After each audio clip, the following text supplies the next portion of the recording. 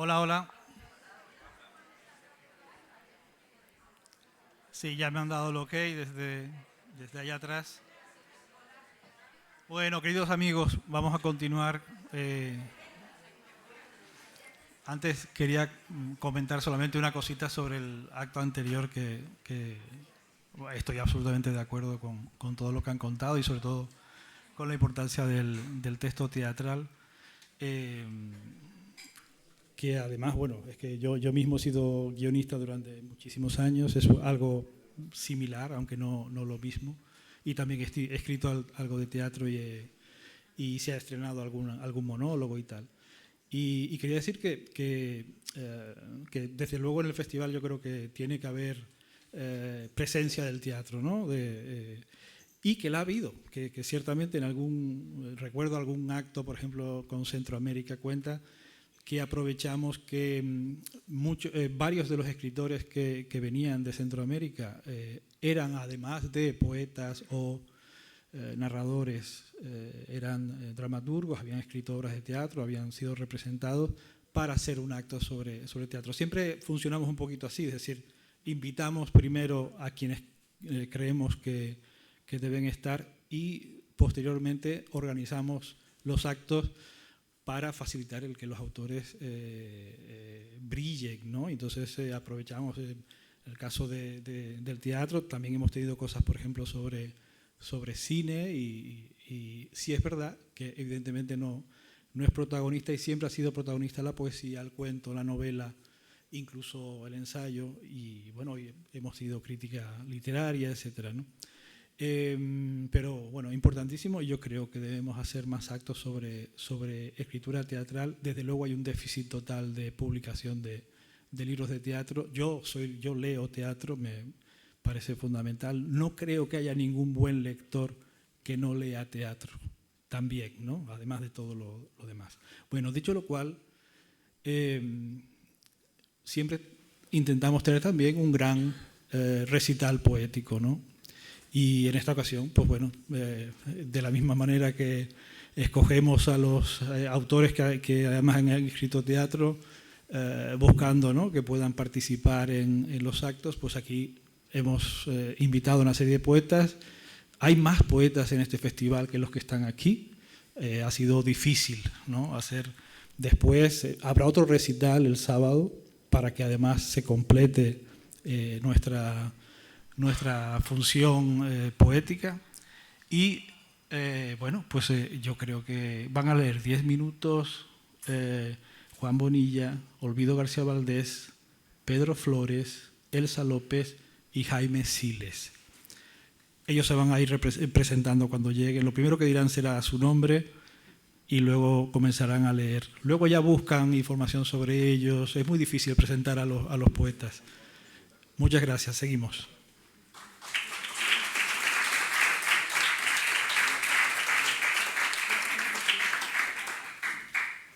Buenas tardes, muchas gracias porque la poesía esté aquí, por mis compañeros también representada y por grandes poetas que hay también entre el público y que ustedes conocen mejor que yo.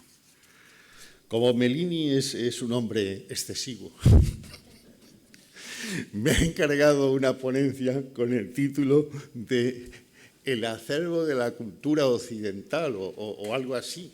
Claro, la cultura es más que la occidental, es también la oriental. Siempre se ha dicho ex oriente, lux, ¿no? Como si viniera de allí. Entonces yo he tenido que hacerme un traje a mi medida y de lo que voy a hablar es de la tradición literaria, porque con mucha razón una de las narradoras que habló ayer se refirió al adanismo que estamos sufriendo. Todo el mundo cree que empieza la literatura con él el mismo día que empieza a coger la pluma y a escribir. Claro, esto es un oficio antiguo, ¿no?, con muchos escribas y muchos escritores antes que nosotros. Y por eso he elegido la tradición clásica, porque me parece un sitio seguro. La tradición clásica, como está cerrada, es un campo de experimentación cerrada. Sabemos que dándole a este botón se enciende una luz roja, dándole al otro botón se enciende una luz verde. Y es un sitio seguro. Y por otra parte, es importantísima la palabra clásico. Clásico no es lo que se enseña en clase, como mucha gente cree. Clásico es un adjetivo latino que recoge a Aulo Gelio en el siglo II después de Cristo y que era el nombre que en la antigua Roma se daba a aquellos ciudadanos que más dinero tenían que pagar a la hacienda pública, porque eran los más ricos. Y se aplicó a la literatura porque esos autores eran los más ricos, lo que más daban al lector en sus textos. Esto conviene recordarlo, conviene recordarlo. Como es tan antigua la historia y es Occidente, como me ha indicado Bellini, empezaremos en Grecia, ¿no? Sobre todo porque Andrés Ibáñez se ha referido con mucho sentido común a la épica. Habló ayer y ha vuelto hoy a referirse a la épica. Y la épica es importante porque la épica es lo que conformó la unidad de la tribu. En la tribu griega, cuando van a Troya, los ciudadanos por sí mismos no tienen entidad, no existen. Se la da la pertenencia al grupo. Y entonces lo que quieren hacer los griegos, una vez triunfan y ya han conquistado el territorio, es tener un narrador, en ese caso Homero, que les cuente lo importantes que son ellos y todo lo que han hecho. Y entonces en la épica lo que cifran es un sistema de valores, que es el sistema de valores de la cultura griega. Por eso, Agatócles decía: mi padre, queriendo que yo llegara a ser un gran hombre, me obligó a aprenderme de memoria los poemas de Homero. Y no es que la lírica no existiera, la lírica existía, pero digamos más en las islas que en el continente. El caso de Safo, el caso de Alquíloco es importante, y era muy importante para la ciudadanía como voz, porque era la voz de un igual hablando a otros iguales, no sobre los príncipes y los héroes y los dioses, sino un ser normal refiriéndose a otro ser normal. Y tanto la épica como la lírica han sido importantísimos para todo el desarrollo de la literatura occidental.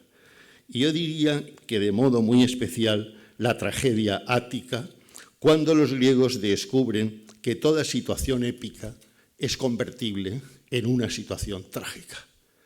Cuando los valores que rigen para que la tribu venza, corte cabezas, amplíe territorios y venza, se relativiza, porque si yo vivo en una ciudad como es la polis, porque me pisen un callo los vecinos, no voy a sacar la espada y a matarlo como Aquiles, empieza la gente a ver que aquel sistema de valores por algún sitio hacía agua. Y entonces surge la tragedia ática, que tematiza nada más y nada menos, y esa es la modernidad que tiene, las disfuncionalidades del sistema.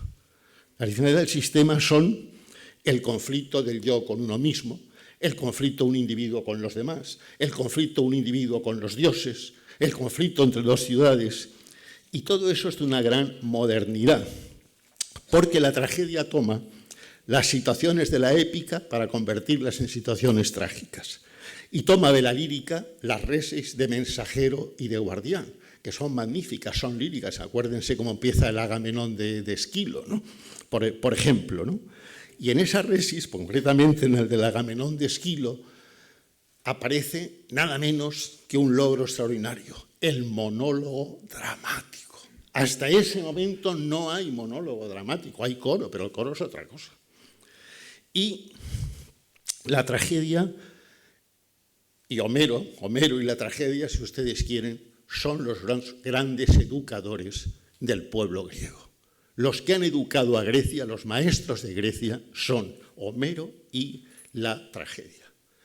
La lírica menos, porque no veían que contribuyese a la organización de la tribu y de la ciudad. Pero la tragedia sí y mucho.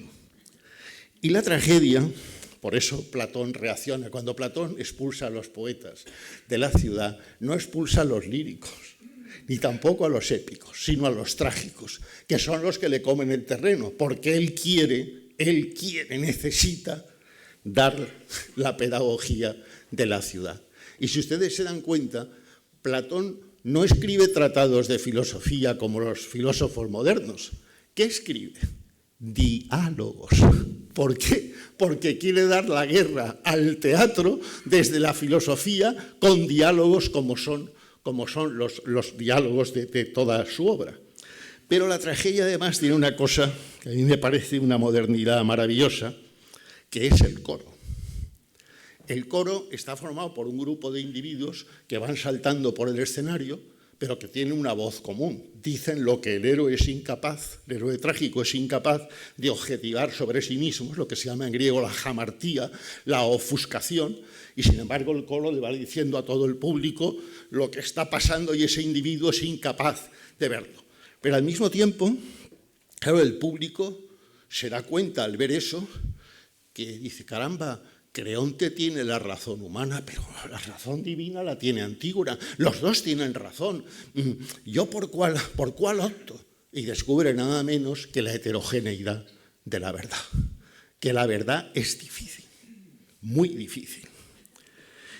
Y claro, tiene la comedia, claro, con Aristófanes no es ninguna tontería. Quizá la lengua griega más maravillosa por las modulaciones de la lengua coloquial sean las que hace en el teatro Aristófanes. Pero Aristófanes además hay una cosa en su comedia que lega después a los latinos, y es que las situaciones cómicas son situaciones líricas, porque casi siempre son diálogos de amantes. Y esos son convertibles en poemas líricos, evidentemente, como luego sucedió. Pero luego hay, con Roma, un cambio realmente muy moderno, producido por una cosa ajena a la literatura, que es la arquitectura. La arquitectura corta el espacio escénico griego por la mitad. Y claro, el coro no puede estar formado por 12 personas haciendo evoluciones por el escenario, es imposible. Y entonces reducen el coro a una persona. Claro, piensen ustedes cómo es el cambio. Y ese es un cambio de mediados del siglo III a.C., el 240 a.C. para ser exactos. En ese momento, lo que en Grecia era muchas personas con una voz única, en Roma se convierte en una sola persona con una voz múltiple. Bueno, les parece poco moderno a todos los novelistas lo que estoy diciendo, a los poetas, a los autores teatrales. Es la literatura misma esto que estamos viendo. Y luego Roma tiene, claro, dos aportaciones muy importantes a la literatura.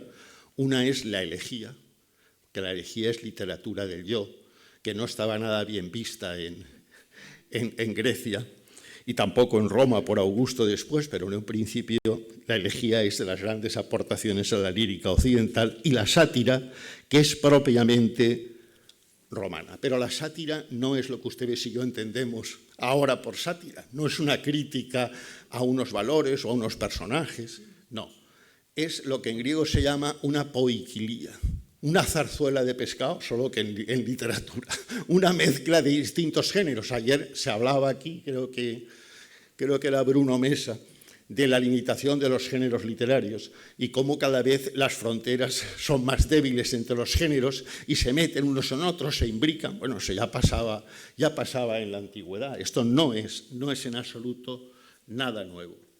Y luego también debemos en la literatura latina a Lucrecio, el que hiciese una filosofía en verso, como quería Andrés Ibáñez, una novela en verso. Pues nada menos que Lucrecio hace una filosofía, el de Rerum Natura, en verso. Y es un gran libro. El de Rerum Natura es una de las maravillas de verdad, que pueden leerse también traducidas. Y luego Virgilio hace una cosa muy difícil, que es dramatizar la épica por un lado y llenarla de situaciones líricas por otro. La Eneida es eso. La Eneida es una épica dramática, con unos personajes con monólogos dramáticos que hablan, como los que recogerá después Ovidio, ¿no? Y Horacio, claro, tiene una gran influencia, pero no poética, sino moral, porque la Iglesia Católica lo cristianiza, elimina la lírica y deja solo al poeta moral, estoico y épico.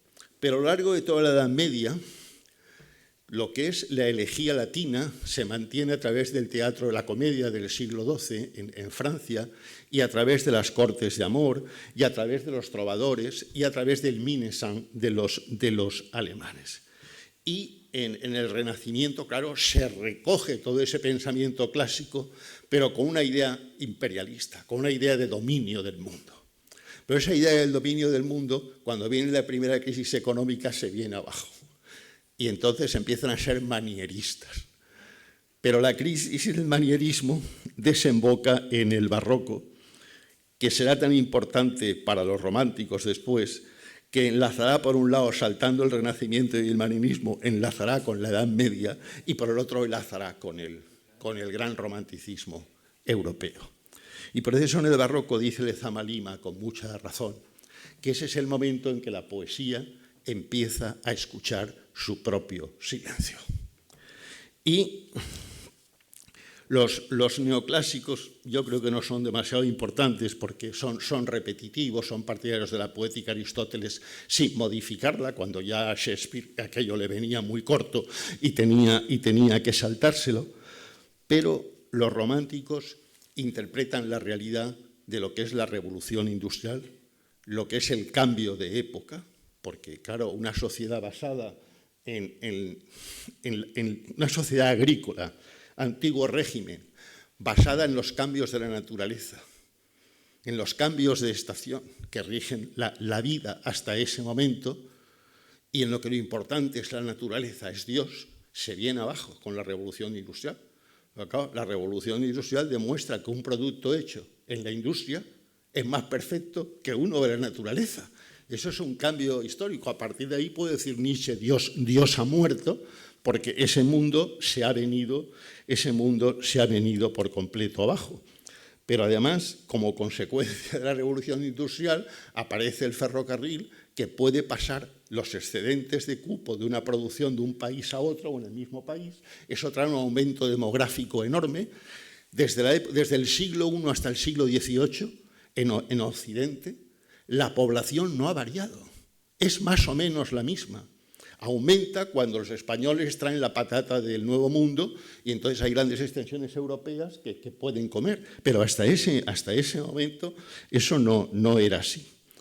Claro, ese gran cambio, nosotros hablamos de nuestros cambios hoy, estos cambios eran de alto voltaje y de gran profundidad, trajeron consigo indudablemente una crisis del lenguaje y una crisis de la identidad, de la que todavía nosotros vivimos. Una crisis de identidad del lenguaje que empieza con Schopenhauer, llega a Nietzsche, sigue con Mauner, pasa a Wittgenstein y de Wittgenstein a Hofmannsthal, ¿no? En nuestra cultura, la española o a la escrita en español, está muy bien representada por el modernismo y por el simbolismo. En ambos, en el modernismo y en el simbolismo, hay que ponerles un monumento a los hispanoamericanos, porque es un momento en que la metrópoli se ha quedado muy antigua. Y en cambio son las nuevas repúblicas hispanoamericanas las que han dado el salto a la modernidad. Y sin Martí y sin Darío y luego sin Huidobro, pues nosotros seríamos muy poco. Esto hay que reconocerlo porque es así. La demostración clara de esta crisis, cuando desaparece el concepto de naturaleza, son las vanguardias. Pues las vanguardias, claro, ya no creen para nada en nada de todos esos valores, son otra cosa. Y por eso aparece pues, el expresionismo, el surrealismo. Le pone freno a eso el modernismo anglosajón, sobre todo con Eliot y con Pound. Eso, digamos, que mantiene todavía la idea de un pensamiento antiguo, que puede haber un orden, una concordia ordinum, que puede haber un mundo medieval y que el clasicismo pues, sirva de gran cultura para todos. Pero claro, eso después de la Segunda Guerra Mundial se viene abajo, ¿no? Y ahí está el existencialismo, ¿no? Tanto el alemán como el francés. De manera que ven ustedes que lo que nosotros hacemos tiene mucha larga historia, tiene mucha prehistoria y mucha protohistoria, pero que lo importante sigue siendo siempre tanto el hombre que escribe, pero más que el hombre que escribe, el lector. porque el lector es el verdadero protagonista de la literatura, como en el teatro el verdadero protagonista es el espectador. Eso está bastante claro. Pero sobre el lector habría que recordar lo que dice Borges. Si yo supiera cómo va a leer el individuo del siglo XXI, sabría cómo va a ser la escritura del siglo XXI. Y yo creo que hoy nuestro fallo general es que ha bajado la calidad de la lectura, ha bajado la calidad del lector y en la misma medida ha bajado la calidad del producto. Por eso nosotros, y esto lo han dicho todos los que han intervenido antes que yo, vivimos un momento en que hay un eclecticismo de tendencias, una gran diversidad, en que se neutraliza todo. Por eso casi no podemos decir esto es mejor que esto, aquello es mejor que lo otro, ¿no? Hay que ser muy osado para poderlo decir. ¿Todo vale? Yo sinceramente creo que no. Por eso les recomiendo que vuelvan sobre la gran tradición occidental, que lean a los clásicos, porque solo ellos nos hacen contemporáneos de nosotros mismos. Muchas gracias.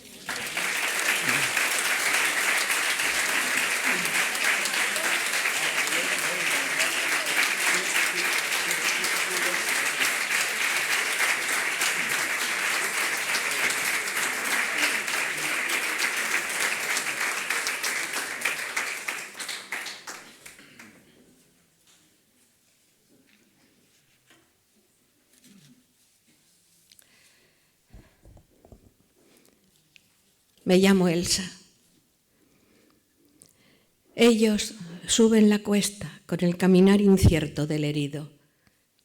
Llevan la cruz sobre los hombros y abierta la carne en oscuras hileras. La corteza se desprende del tronco y cae sobre la tierra, una forma desgarradora de secarse y morir. Porque el árbol no sabe, el árbol desconoce esa destrucción que lo reduce a cenizas. Lo mismo que tú sabes que no hemos de volver a celebrarnos. Una forma, como otra cualquiera, de secarse y morir. Dedicado a Pablo Neruda. Yo vivía en ese barrio como tú, olvidada del odio y el rumor de la vida que tanto nos dolía. Fueron días felices habitando lugares que eran solo un espejo donde poder mirarnos. Tú ya no estabas, Pablo. Tú quizá ya no estabas. Pero aún nos llegaban tu voz y los recuerdos de los primeros días grises del otoño en Madrid, de sus casas con las macetas colgando hacia la muerte y de nosotros que íbamos a la guerra prendidos de tu espalda sin saberlo.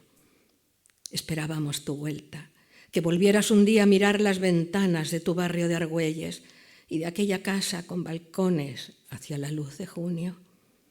Y cada 23 de septiembre íbamos al acecho como una cita a ciegas, a encontrarnos tu voz pintada en las paredes, a regar los geranios que ya nadie regaba y a rezar por tus 20 poemas de amor desesperado. Y luego, en los pasillos y túneles del alma, recitábamos en alto tu canto general, pasándonos los versos de boca en boca para multiplicarnos en un Madrid enfermo de tristeza. Definitivamente sin ti, Pablo. El quinto toro. Dedicado a Miguel Hernández. Nos debatíamos en las sombras y pasillos de aquella casa que ya no era tu casa ni la nuestra. Aquellos eran tiempos de oscuridad cercados. Eran otros tiempos distintos a los tuyos. Era el mundo sin ti. Y nosotros, altivos y al acecho, leíamos tus versos en aquel bar de Madrid Centro. Quinto Toro se llamaba el bar.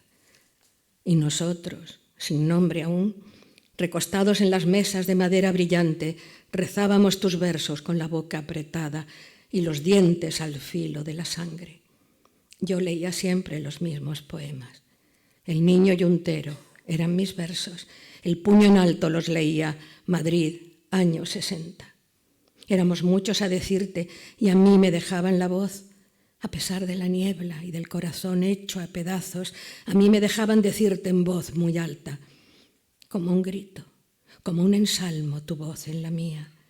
Nada era mejor que esa costumbre nuestra de hablar sobre tus pasos en la tierra, de la sombra de tus pasos y tu muerte. Allí juntos, apretados los hombros, marcados y nacidos para el luto, y como el toro tuyo, marcados por un hierro infernal en el costado. Pero a pesar de todo, había luz, te lo juro. Un rayo de esperanza se filtraba en los sótanos y nos abría caminos como rengones blancos donde escribirte un día, donde recuperarte. El cóctel del 27, dedicado a José Hierro. Exprimía naranjas amargas y las mezclaba con ginebra y azúcar en el borde de hielo. Él lo llamaba cóctel del 27. Este es el bebedizo de la generación del 27, repetía. Señora, tome usted, beba usted, señora, me decía alargando la copa. Tenía la costumbre de bromear conmigo, usando ese lenguaje tan irónico y tierno de usarlo solamente para hacerme reír. En el viejo convento hablamos de la vida, de la creación, de lo duro que era sobrevivir cuando faltan el aire y las ganas de soñar. Al despedirse me dijo, ya no volveré a verte, esto se acaba. Fue lo último que me dijo, pero aún brindamos en su honor la copa en alto, los muchachos y yo. ¿Lo recuerdas, Pablo? Dedicado a Pablo García Baena. Escribimos para ti un paso doble, los muchachos y yo, debajo del naranjo o quizá en un pasillo de aquel viejo convento por el que paseabas bajo el palio transparente de nuestros corazones. No sé si lo recuerdas. Fueron días de sol en los que ya no estabas. Yo había huido muy lejos, casi al sur de tus brazos, y no quería volver. ¿Para qué volver?, me decía, si ya nada queda de nosotros en aquel viejo claustro repleto de fantasmas, con olores a incienso y a rosas perfumadas, de muertas enterradas en fanales de plomo. ¿Para qué volver? Si las calles estarán ya vacías al calor de la tarde de un junio sin orillas y ya no habrá carruajes dando la vuelta al río sobre las viejas tablas de un puente levadizo. ¿Para qué volver si tú ya te habrás ido y no podrás abrirme las puertas de tu alma?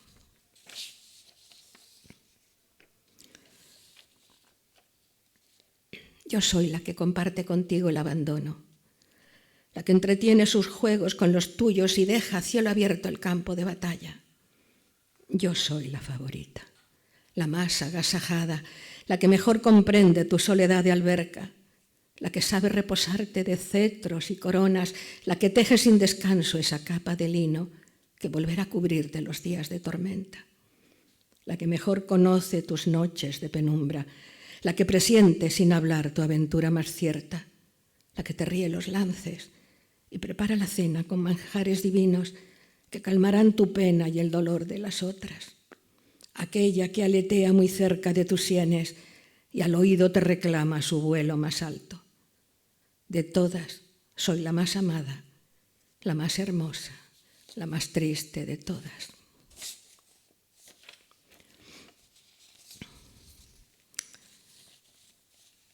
Estudiantes de Abril, dedicado a los estudiantes de Nicaragua.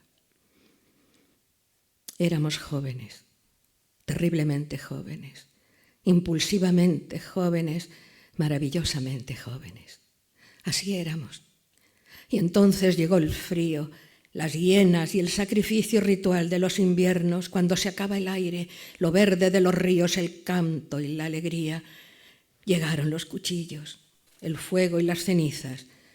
Las calles se llenaron de voces y de lápidas y nosotros, los jóvenes brillantes del futuro, rodamos por el suelo cubiertos de metralla. Nosotros, feroces enemigos de la patria según sentencia el miedo, cubrimos las cunetas de todas las ciudades que declaramos libres. Nosotros, terriblemente jóvenes, impulsivamente jóvenes, maravillosamente jóvenes, ya muertos para siempre.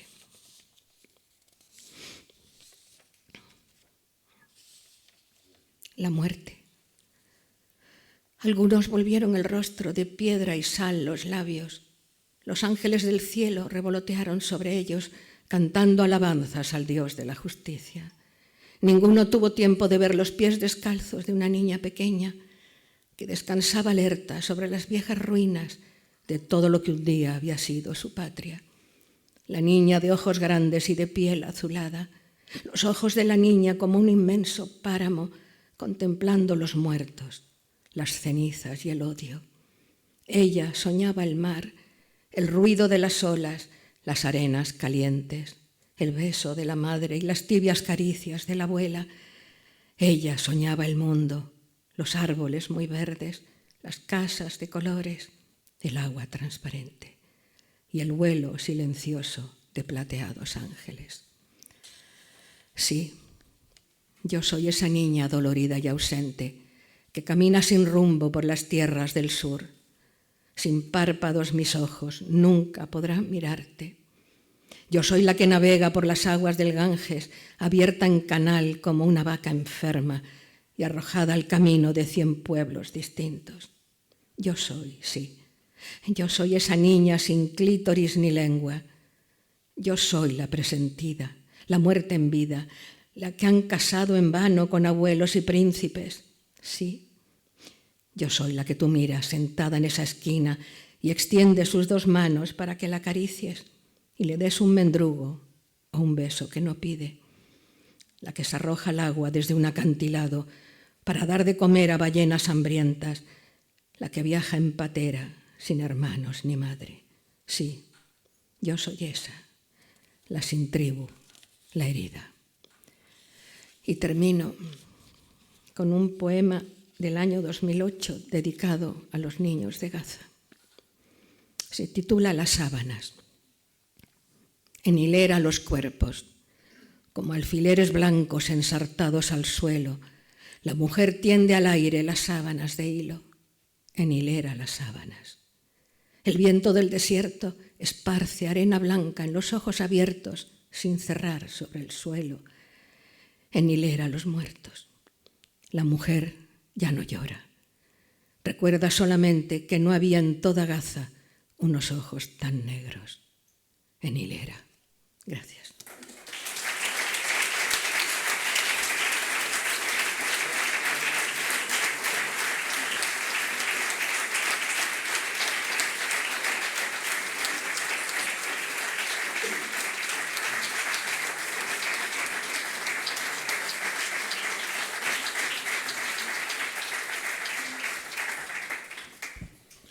Buenas noches a todos. Mi nombre es Pedro Flores.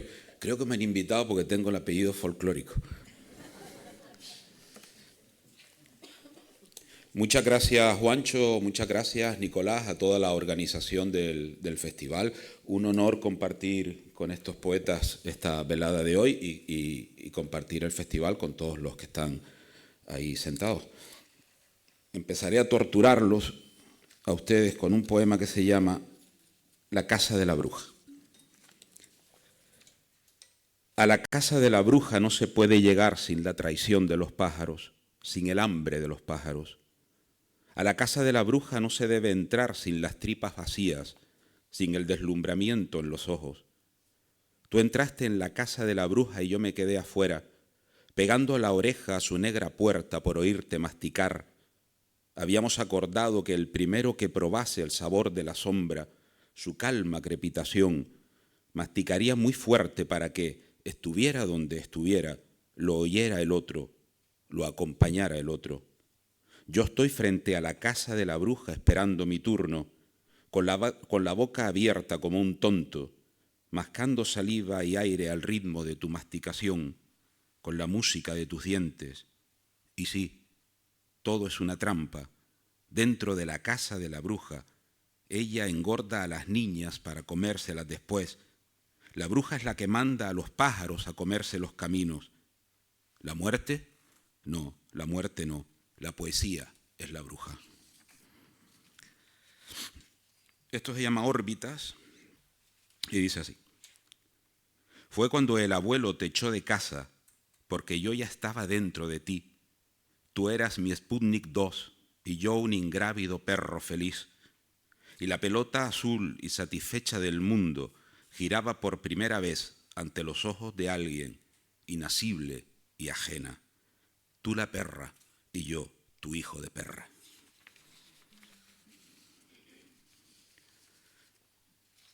Mamá cumple 90 años. La de veces que amenazó con meter la cabeza en el horno, con pedirle al vecino un árbol, con beberse una botella de lejía, con subir a la azotea y tirarse abajo, con tomarse un tubo de pastillas, con mandarse a mudar a un poema de Pavese, con ponerse delante de un camión verde, con ofrecer las venas a una cuchilla oxidada, con meterse en el mar hasta que cubra, con soñar un tren y echarse a las vías. Pero ahí está mi madre, sacando aliento de no se sabe dónde, para apagar el 9, para apagar el 0, haciendo temblar las breves llamas de la vida. Este otro se llama Banco de Alimentos. Tiene una cita de Antonio Gamoneda que dice: esta pobreza que hace crujir la luz. La puñeta que estoy sufriendo es que las gafas son de cerca, claro, y esto está a media distancia, entonces estoy un poco en tierra de nadie. Digo, no sé si ponerme las gafas, si quitármelas. Bueno. Yo he visto con mis ojos lo que dice ese verso de Antonio Gamoneda. Yo he escuchado cómo la claridad crepita cuando esperamos en fila, mirando hacia la pared al paso de la gente por los botes de garbanzos y la botella de aceite. Y sí, la cola a la puerta del banco de alimentos se parece en algo a cierta poesía española, demasiada luz crujiendo.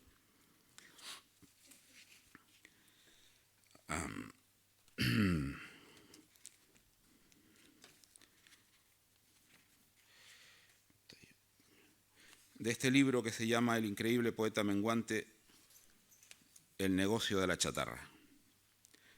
Estoy en el negocio de la chatarra.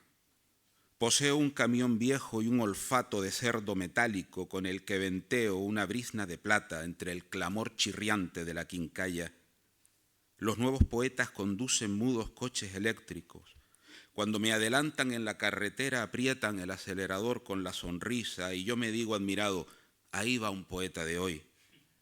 Conducen dictando poemas a sus dispositivos, poemas sobre la pureza del horizonte, y luego en casa se masturban con la voz de sus navegadores.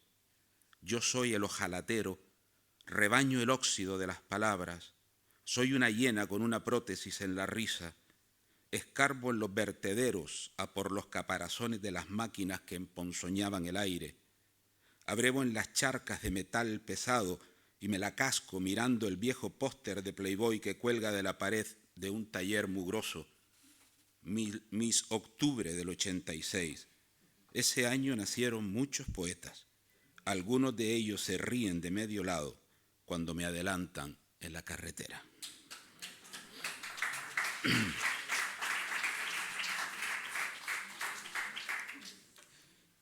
Mamá ya no me deja jugar con poetas muertos. Es desconfiada mamá, pero porque me quiere mucho. Y es que no me deja jugar con ellos. Dicen que tienen mal color y yo le digo: ¿cómo no va a ser, mamá, si es que están muertos? Ella me dice que por qué no salgo a jugar con alguno que no sea poeta, y si lo es, por lo menos, que esté vivo. Yo le contesto que para que un poeta esté vivo, tiene a veces que morirse antes, y que siempre un poeta vivo está hecho de muchos poetas muertos, pero que si ella no quiere, pues ya, que más nunca juego con poetas.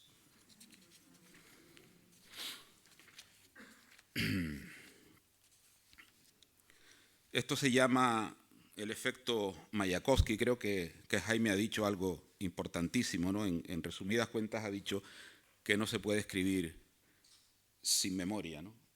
Y creo que es así. Esto es con Vladimir Mayakovsky.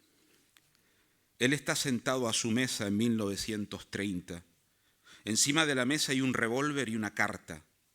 Yo estoy sentado a la mía en 2021. Hay un teclado y un poema que se titulará El efecto Mayakovsky, del que solo está escrito un verso que dice: él está sentado a su mesa en 1930. Si coge el arma y dispara, hay poema. Si decide vivir, quién sabe, puede que haya un poema, pero no este poema con dos hombres en sus mesas. Hay un momento en aquel día del que un futuro pende, un futuro doméstico y humilde, pero un futuro. Si él aprieta el gatillo, el poema sucederá. Yo te leeré a ti mi poema nuevo, te contaré lo poco que sé sobre aquel día de 1930, sobre Vladimir Mayakovsky, sobre Osip y Lili.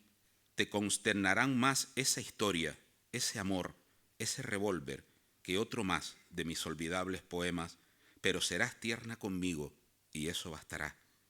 Y yo no tendré que buscar nunca un revólver, y eso es un alivio porque no sabría dónde buscarlo si Vladimir decide volarse hoy la tapa de los sesos, porque de ese momento de 1930 depende todo.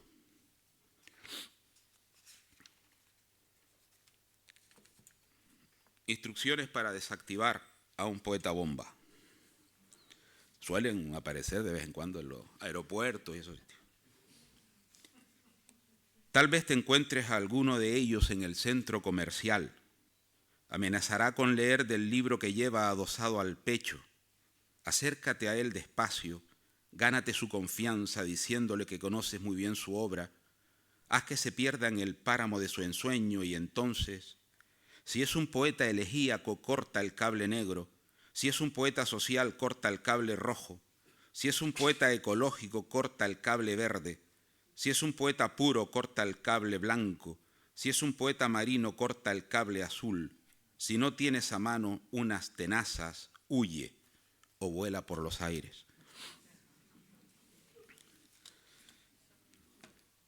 Voy a leer un poema también, este poema dedicado a un poeta que me descubrió mi querido hermano Federico J. Silva hace más de 30 años, un poeta llamado Pablo de Roca, que era un seudónimo, él se llamaba Carlos Ignacio Díaz Loyola, un poeta chileno. La poesía le tiende una trampa a Carlos Ignacio Díaz Loyola. Yo, señores, me llamaba Carlos cuando recorría la cordillera con mi padre y las hijas de los estancieros me enseñaban las rodillas. A veces también me llamaba Job o Piedra. Llamé a una mujer que a su vez me pedía llámame Marcel o Montenegro o Federico Larrañaga, y así escondidos en los nombres engañaremos a la muerte. Yo a veces me llamaba Ariel o Satanás. Escuché que la poesía, asomada a la ventana entre la ropa tendida, llamaba a gritos a su hijo, y yo que me llamo Todos, subí de 2 en 2 los escalones para descubrir que otro niño agarraba mi cuchara, que otro Pablo se trasegaba la poesía. Hoy no me llamo más Pablo de Roca, hoy me llamo Juan, el carpintero, y tengo un revólver en la mano y unas gafas para esconderme de la muerte que viene de la cordillera buscando a Carlos. Y finalizo mi sesión de tortura con un poema de este libro que se llama Nuestro nombre es piedra, y que se titula Napoleón en Isla Madre. Isla Madre, como ustedes sabrán, es una isla paradisíaca, maravillosa, muy pequeña, que hay en el Mediterráneo, con un palacio espectacular, una colección de arte, y por lo visto Napoleón pasó ahí una temporada en algún momento de su aventura, ¿no? Napoleón en Isla Madre. En esta cama durmió la emperatriz Josefina. Mi abuela planchó y calentó las sábanas. Por estos jardines a la inglesa diseñados por el conde Vitaliano Borromeo paseó Bonaparte. Mi abuelo le sirvió una limonada bien fría en la plaza de la Dársena, a la sombra de un rododendro que enraizó entre los finísimos huesos de mi hermana. Papá limpiaba la plaza de los papagayos mientras mamá se pinchaba con las negras espinas de las camelias, consolándose con la ilusión de que la isla se llamaba así por ella. En la cocina yo leía poemas para ablandar la carne. Pero quiero decir con esto que Isla Madre es una isla, que bajo los cipreses centenarios y la ecléctica galería de cuadros, bajo los pavos reales y los atardeceres encantados, hay una piedra enorme sin la que se ahogaría tanta belleza, una piedra gris y fría, dura y servicial, milenaria y rencorosa. Muchas gracias.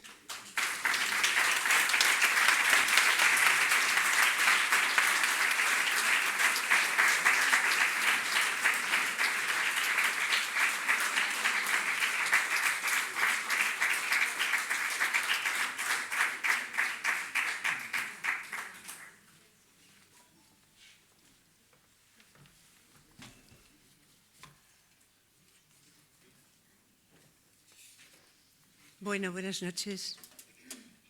Me llamo Olvido García Valdés y estoy encantada de estar aquí en la isla de nuevo. Estuve en 2020, era todavía el año de la pandemia. Me pareció maravilloso que se mantuviera la convocatoria y que estuviéramos aquí todos juntos. Juancho, Nicolás, agradezco enormemente la invitación de nuevo. Y voy a leer poemas un poco antiguos, diríamos, en varios sentidos. Entre otros sentidos, porque los leeré de esta edición, de esa polilla que delante de mí revolotea, la poesía reunida desde 1982 a 2008, y que cuando Nicolás Melini me preguntó cuál era mi último libro, yo le dije, confía en la gracia, salió en 2020. Leí, de hecho, en aquel encuentro de ese libro. Y dice, pues es un lío esto, porque en internet aparecen varios. Y digo, bueno, es que en realidad esa polilla que delante de mí revolotea, Joan Tarrida, que está aquí con nosotros en Galaxia Gutenberg, lo acaba de reeditar y seguramente es mi último libro. O sea que voy a leer de mi último libro un poema empezando por uno de los más antiguos, yo creo que escrito probablemente a mediados de los 80, o sea que ya llovió, y que se titula La caída de Ícaro. Voy a seguir un poco sin explicitarlo, porque muchas veces en mis poemas no aparece esto explícitamente, pero voy a seguir un poco el acervo de Occidente en el que nos ha introducido magistralmente, como siempre, Jaime Siles. La caída de Ícaro.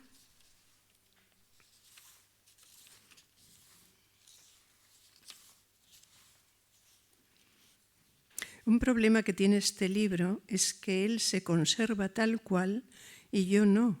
Entonces veo mucho peor de lo que veía. Bien. Tiene dos momentos este poema y dice así, La caída de Ícaro. 1.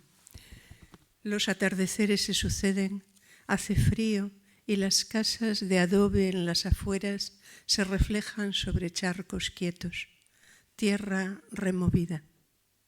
Cézanne elevó la nature morte a una altura en que las cosas exteriormente muertas cobran vida, dice Kandinsky. Vida es emoción. Pero quedará de vosotros lo que ha quedado de los hombres que vivieron antes, previene Lucrecia. Es poco, polvo, alguna imagen tópica y restos de edificios. El alma muere con el cuerpo. El alma es el cuerpo. O 3 fotografías quedan si alguien muere. También un gesto inexplicable, díscolo para los ojos, desafío, erizado. Cuerpo es lo otro, irreconocible, dolor, solo cuerpo. Cuerpo es no yo, no yo. Lo quieto de las cosas en el atardecer, la quietud, por ejemplo, de los edificios, el ensombrecimiento mudo y apagado. Como ojos, 2 piedras azules me miran desde un anillo. Los anillos cuidadosamente extraídos al final, como aquel de azabache y plata o este otro de un pálido, pálido rosa. Rostros y luces nítidamente se reflejan en él. En la noche corro por un campo que desciende Corro entre arbustos y choco con algo vivo que trata de ovillarse, de encogerse.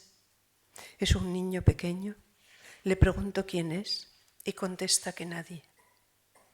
Esta respiración honda y este nudo en la pelvis que se deshace y fluye, esto soy yo, y al mismo tiempo dolor en la nuca y en los ojos. Terminada la juventud, se está a merced del miedo. 2. Verde, verde, agua marrón, todo mojado, embarrado. Es invierno. Es perceptible en el silencio y en brillos como del aire. Yo soy muy pequeña. Un cuerpo caminando, un cuerpo solo, lo enfermo en la piel, en la mirada, el asombro, la dureza absoluta en los ojos, lo impenetrable, la descompensación entre lo interno y lo externo, un cuerpo enfermo que avanza. Desde un interior de cristales muy amplios contemplo los árboles. Hay un viento ligero, un movimiento silencioso de hojas y ramas, como algo desconocido y en suspenso, más allá, como una luz sesgada y quieta. Lo verde que hiere o acaricia, brisa verde. Y si yo hubiera muerto, eso sería también así.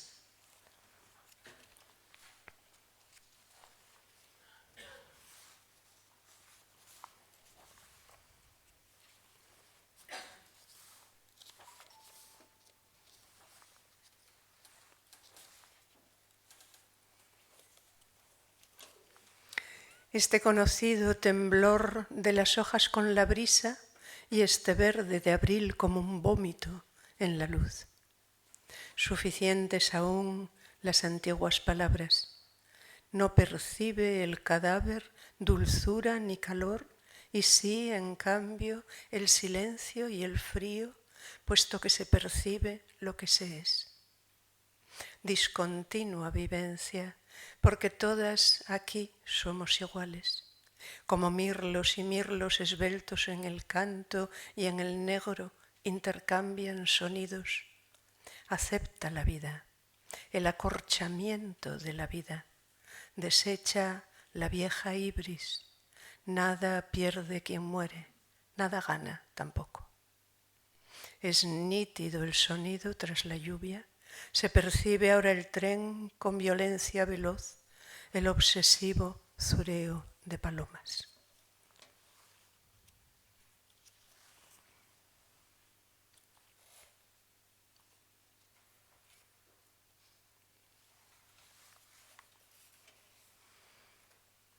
Solo lo que hagas y digas eres.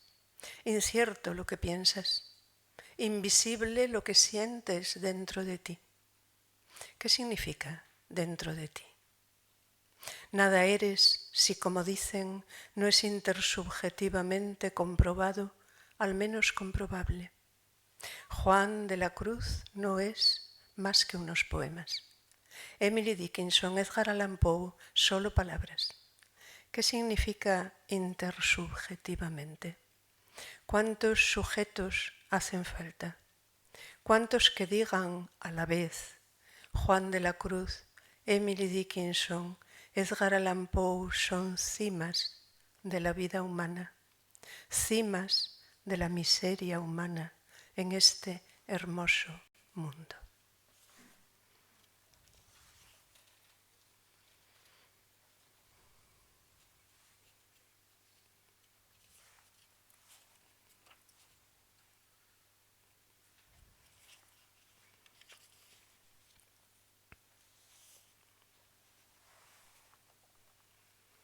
Este es un poema, nunca lo digo, pero es un poema que tiene en su origen la muerte de Deleuze. Balance. Un hombre muere al arrojarse desde su ventana.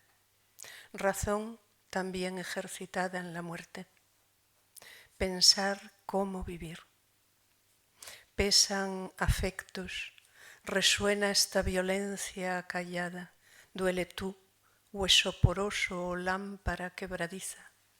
Solo queda achicarse, menguar y no ejercer siquiera la razón, igual que él, silencioso, externo.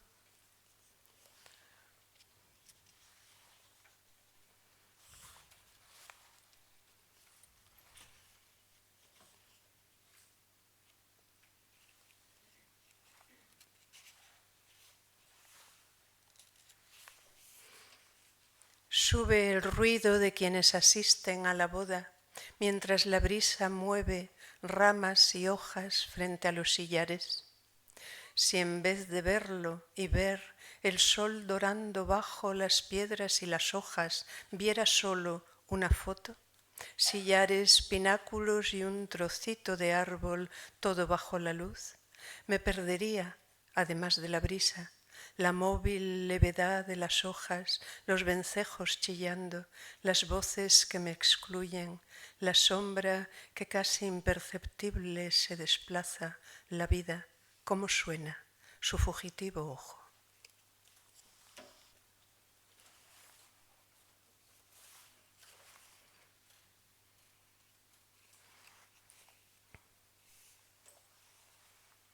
Cosas se han vuelto nombres. Así Vaca, Job. Pero oye, siguió siendo un ser inadaptado, en espera constante de que algo muy grato le ocurriese.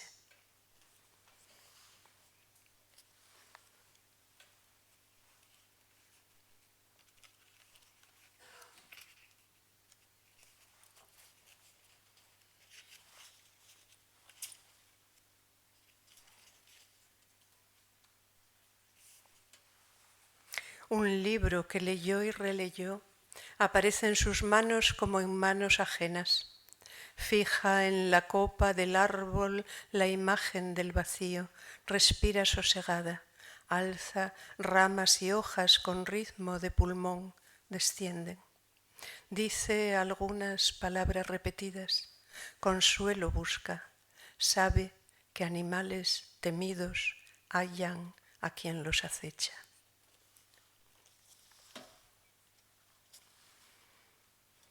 Y voy acabando.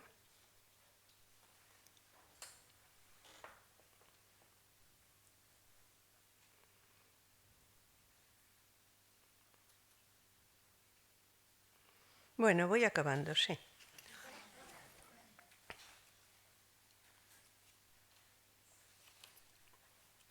Con el primer poema del libro más reciente que está en esta poesía reunida, que es Y todos estábamos vivos.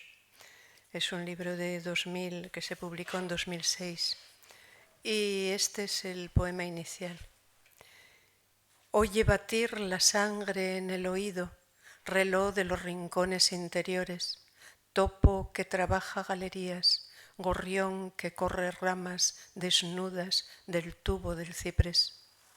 No sabe cómo de cálido es el manto de la tierra, cómo bordea o mueve piedrecillas, si en lugar más espacioso la madre amamanta topillos de la nueva camada, ciegos olisqueando. Cuál la temperatura del hocico de la ubre, ni cuánto tardan pétalos, hoja rizada del roble en ser materia del manto. Cuánto hueso de carnero o cuervo o plumas en empastarse e ir bajando cubiertos de otro otoño. Nuevo corte de gente, mantillo, manto, maternidad. ¿Desde dónde Perséfone lo mira? Lo contempla en su corazón, sintiendo cómo late la sangre en el oído. Muchas gracias.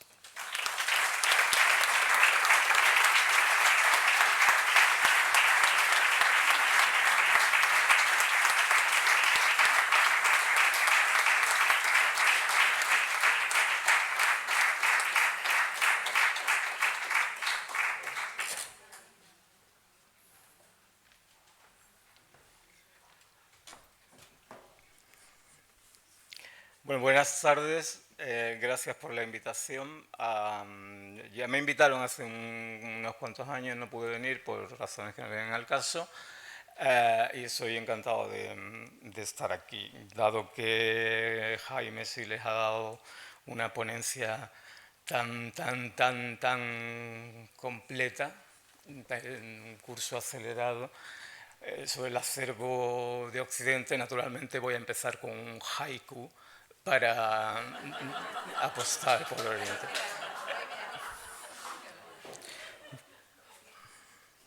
Solo una cosa queda de nuestro amor. Aún leo tu horóscopo. Este poema se titula Adolescencia. Voy a leer el poema, aunque muchos de mis poemas están escritos en verso libre o verso blanco, tal, para estas ocasiones. Me siento mejor leyendo poemas del tipo de la canción, no sé por qué, pero bueno. Bueno, sí sé por qué. Soy de Jerez, como Manuel Alejandro, y me encantaría que alguien cantara mis poemas. Adolescencia. Domingo, envejecemos a gran velocidad en horas lentas. El transistor va paulatino rompiéndonos quinielas. Otra semana sin chalet, sin una Harley en la puerta. Lunes, Carlos Martel en Poitiers, fractales y cervezas, ganas de huir a cualquier parte, perderse con quien sea. Martes, dibujo técnico y el árbol de la ciencia, la guerra de las Galias, pero ¿a dónde? ¿Cuánto cuesta dormir en estaciones, viajar a pie por las cunetas? Y miércoles, sistema periódico, memorizar Valencias. Luego un partido de fútbito con el reojo puesto en las muchachas que juegan a balón volea. Y jueves, un análisis sintáctico y la mente veloz que se pasea por ese mundo hambriento que nos aguarda afuera. El viernes, como siempre, velocidad de onda, diapositivas de la estratosfera. Luego las claves del barroco y al fin llenar una quiniela antes de ir a tenderse al parque a fabricarse con hachís y besos la insolente quimera de que quizá nos merezcamos más. El sábado, dolor de cabeza. Luego cine y discusiones sobre Dios o la patria o la manera mejor de preparar gazpacho. Alguien ha conseguido marihuana buena. Domingo, envejecemos a gran velocidad en horas lentas. Un gol del Elche, otro de Las Palmas, nos rompe la quiniela. Otra semana sin chalet, sin una Harley en la puerta.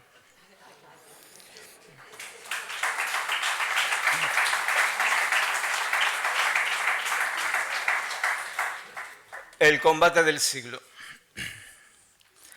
En un rincón con peso de 1000 horas de juego en playas viejas y 3 o 4 amigos, muchas arrugas de reírse en las mejillas y páginas llenas de sol y charcos llenos de ojos amados y un espejo matinal que dice hola entusiasmado, la alegría.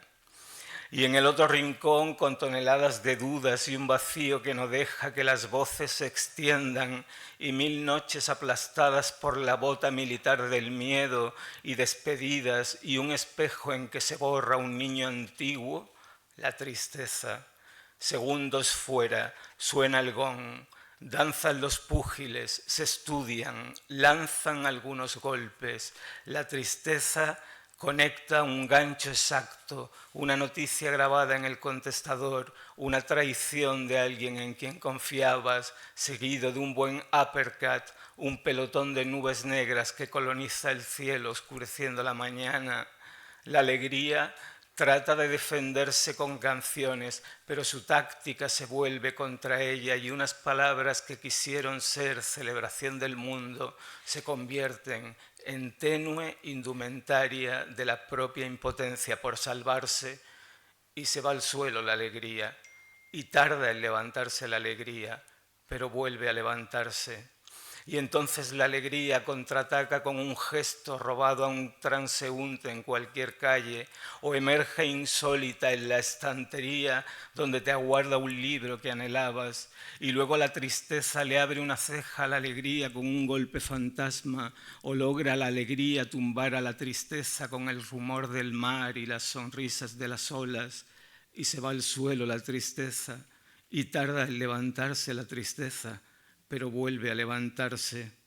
Y así, golpe tras golpe, y fintas, y añagazas, y treguas, y cuendas de protección, y así días y noches, alegría y tristeza disputando nuestras vidas. Nuestra única tarea es conseguir que cuando la campana anuncie el final del combate, el árbitro levante el brazo vencedor de la alegría, porque después, amigos míos, vendrá la nada, esa escuadrilla de limpiadoras que va a dejar el pabellón como si nunca se hubiera celebrado ningún combate.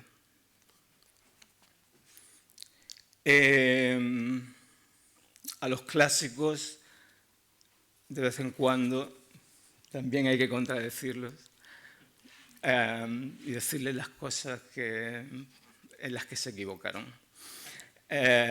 Jorge Manrique dijo que nuestras vidas son los ríos, y que va. El río. Si pudiera elegir, sería un río.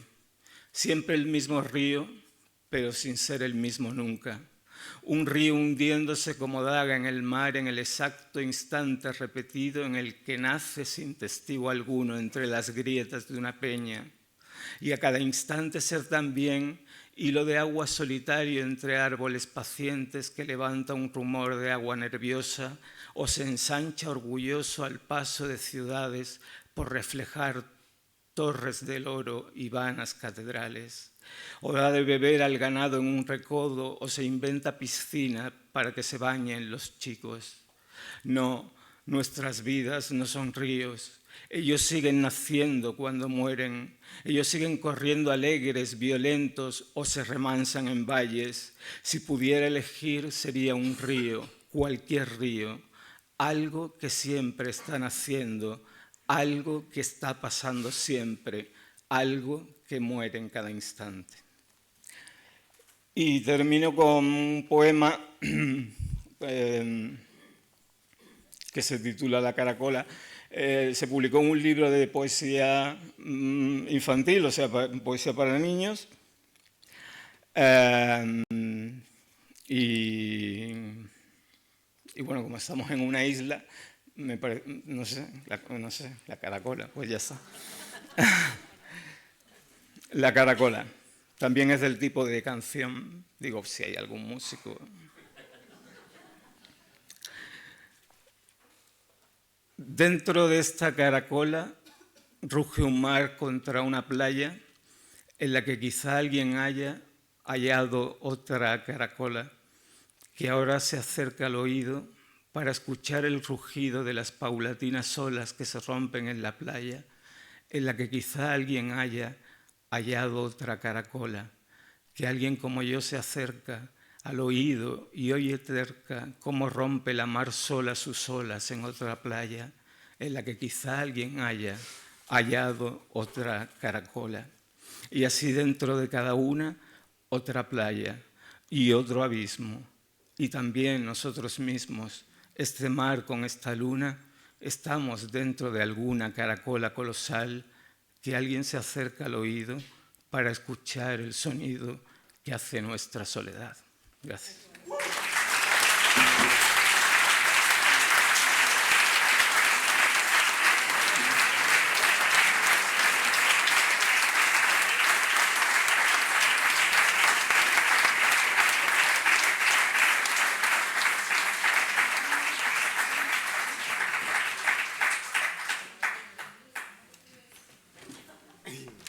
Bueno, me toca terminar a mí, no con otra ponencia, no se preocupe,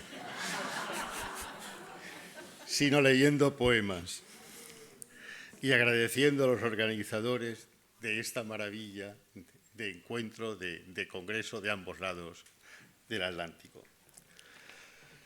Voy a leer un poema de 1900, 69. Tragedia de los caballos locos. Dentro de los oídos, ametralladamente, escucho los tendidos galopes de caballos, de almifores perdidos en la noche.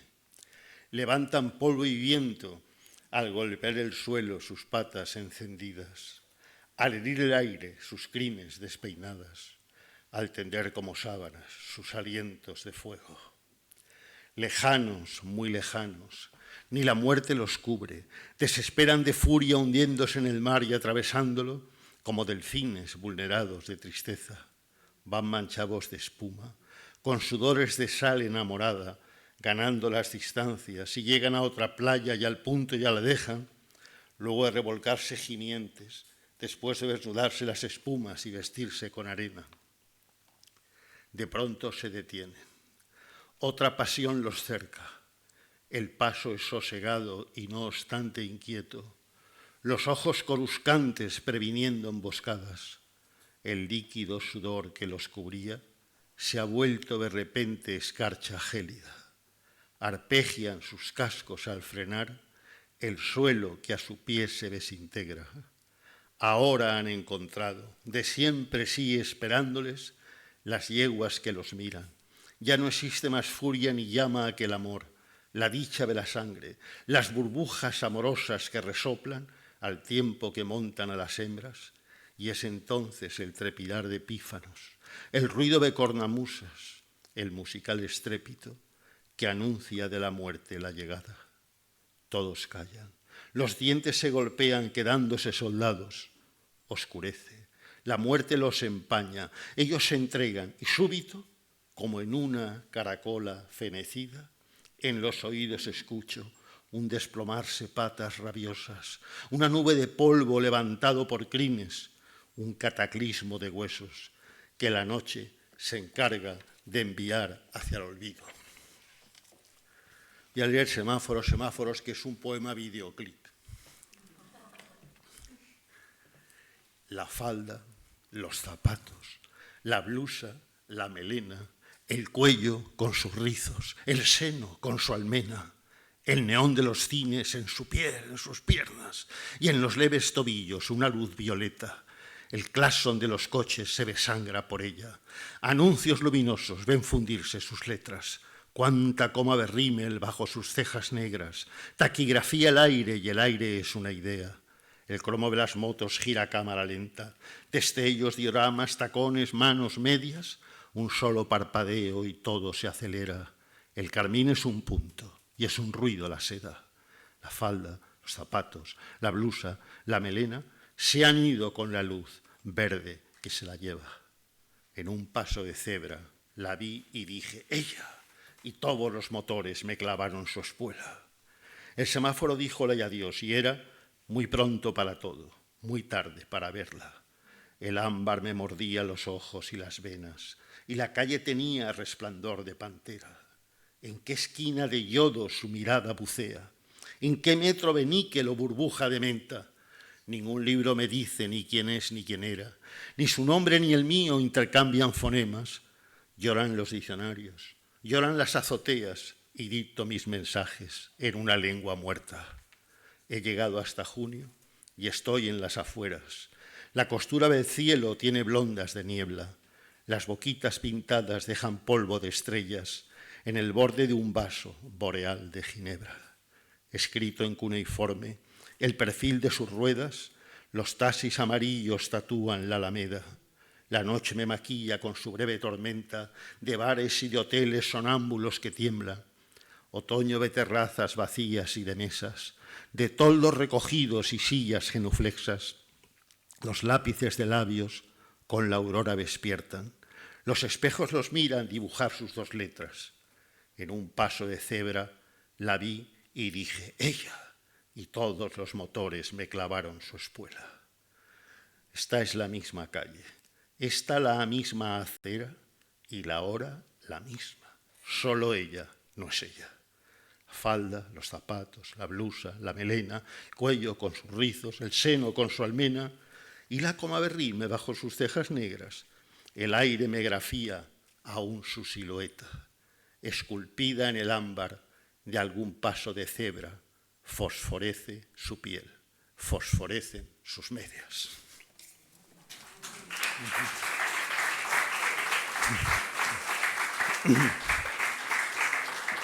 Y voy a leer un soneto que se titula Himno a Venus. Había un himno a Venus de Homero, este es otro. Es una especie de inventario de lugares propicios al amor, que como lo definiría Ángel González, ¿no? Amor bajo las jarcias de un velero. Amor en los jardines luminosos. Amor en los andenes peligrosos. Y amor en los crepúsculos de enero. Amor a 30 grados bajo cero. Amor en terciopelos procelosos. Amor en los expresos presurosos. Y amor en los océanos de acero. Amor en las cenizas de la noche. Amor en un combate de carmines. Amor en los asientos de algún coche. Amor en las butacas de los cines. Amor en las hebillas de tu broche. Gimen gemas de jades y jazmines.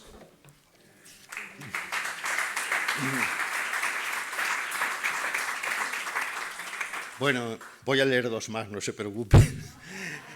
El que voy a leer ahora es Acis y Galatea, es un tema clásico, es un tema sobre todo pintado por Poussin, ¿no? Pero es un poema autoirónico hacia mí y hacia toda mi generación, porque nosotros creíamos que la vida era muy aburrida y que solo los libros, solo la música, solo las bellas artes, solo el cine, que nos sacaban de la realidad, le daban un sentido a la existencia. Y creíamos como Mallarmé que la realidad existe para tomar forma de libro. Kiss, la historia que aparece, es un profesor pedante que está en un museo de bellas artes y ve un cuadro, Acis y Galatea es el tema, y empieza a dar una lección magistral sobre el cuadro, pero de pronto oye un ruido que se va acercando al cuadro y son los tacones de una chica. Empieza a pensar, a ver si estoy equivocado, y porque existen mujeres como esta, existen cuadros como este. Ese es el poema, ¿no?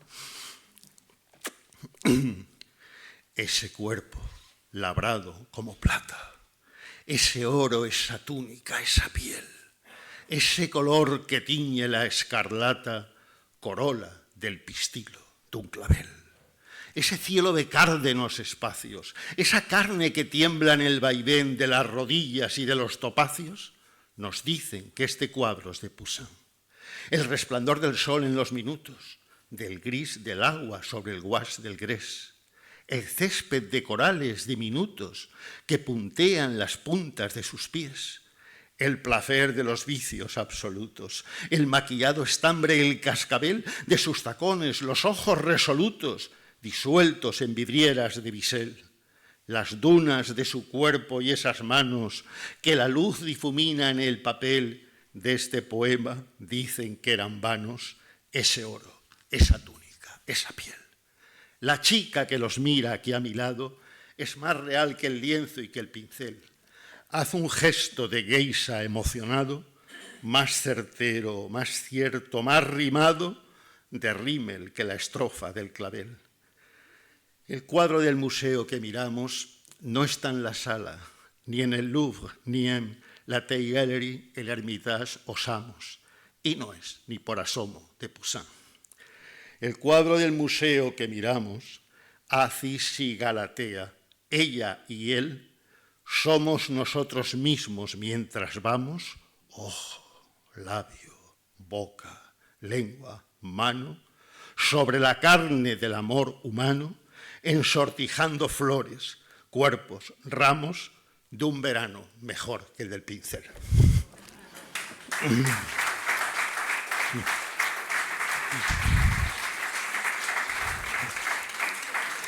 Y voy a terminar con un poema que le voy a dedicar a Juancho, que es filólogo clásico como yo, y que puede entender muy bien este poema, que se llama La cuestión homérica, a vueltas con la Ilíada, pero que es mi idea de la literatura. Delante de mis ojos veo a Aquiles combatiendo. Mirmídones y Dólopes no se quedan atrás. Avanzan con todo su pesado armamento, mientras Héctor y los troyanos cierran filas enfrente, y las flechas de ambos se cruzan en el aire como enjambres de abejas, y las lanzas de bronce brillan bajo el intenso sol. Tengo 16 años y leo en griego los versos de la Ilíada, que ignoro entonces cuánto y de cuántas formas me van a acompañar.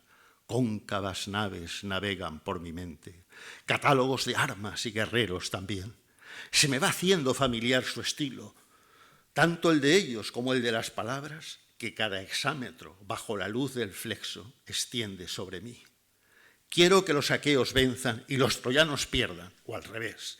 Me gustan los parlamentos de los dioses, admiro la belleza de Helena que imagino, los recursos de Ulises, la humanidad de Héctor, los consejos de Hipóloco Glauco, y cómo las generaciones de los hombres, como las de las hojas, están destinadas a caer. Todo está dicho, muy bien dicho allí. Cada composición tiene estructura, cada ser humano es un relato, cada héroe es una canción. Leo cómo los dos ejércitos se mueven, cómo va sucediendo todo lo que en la caída de Troya sucedió. Tengo 65 años y leo a Homero en griego, y ya no soy aquel ni el mismo muchacho que hace 50 años lo leyó. El texto no ha cambiado y sigue siendo el mismo. Delante de mis ojos Aquiles sigue combatiendo. Los mirmídones y los dólopes no se quedan atrás. Avanzan con todo su pesado armamento, mientras frente a ellos cierran filas Héctor y los troyanos, y las flechas de ambos se cruzan en el aire como enjambres de abejas, y las lanzas de bronce brillan bajo el intenso sol. La familia de Príamo contempla cómo se desarrollan los combates y las cóncavas naves varadas en la playa y las tiendas del campamento aqueo y a Menelao y Agamenón. Soy yo y no ellos el que cambia. Soy yo el que al no formar parte de la Ilíada está de antemano condenado a morir. Navego por la página como el sol por sus rutas y voy viendo cadáveres cerca o en torno a mí, y no son de troyanos, ni de aqueos, ni de dólopes. Son de padres, familiares, compañeros y amigos. Nada muere en el verso. El ritmo del hexámetro con su ámbar protege el tiempo que no acaba nunca de suceder, pero el nuestro termina. No mueren los héroes de la Ilíada, sino nosotros, sus lectores, que a diferencia de ellos somos lo que somos, pero solo una vez. Solo como ficción el ser perdura. Pero nuestra epopeya no es el combate en las playas de Troya, sino otro más humilde condenado a un oscuro y anónimo morir. Por eso mismo siguen teniendo su sentido Héctor y Aquiles, Patroclo, Príamo, Helena, Agamenón. Ellos ni morirán ni han muerto, pero nosotros sí.